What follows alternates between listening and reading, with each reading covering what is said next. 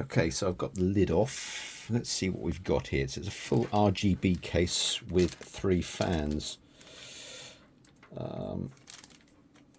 So all pre-installed.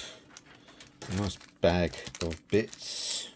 I have come across some cases which have no screws or mounting points or anything, so you have to have a separate supply, but this case is everything. Got some cable ties for not tidying up the cables once it's all in. Extra motherboard standoffs. I'll put those there. And a whole set of case screws you see here.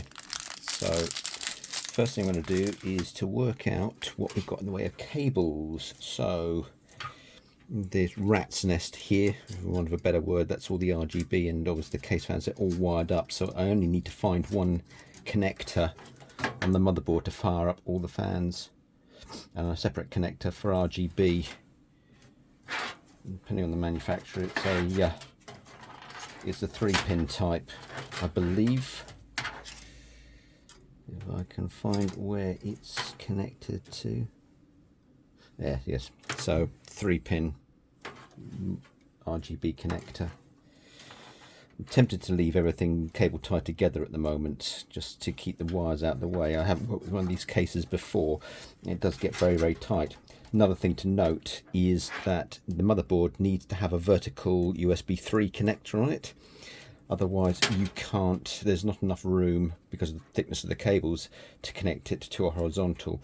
We've used MSI boards in the past which have had the horizontal USB 3 connector, and I had to get right angle adapters in order to fit this in. Can't beat a bit of experience for this. So I'm going to tuck all the cables out the way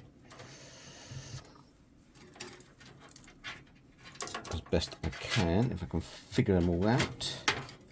Here's our main case audio and audio and front USB 2 connector, and somewhere in here we have the power switch and the power light connectors.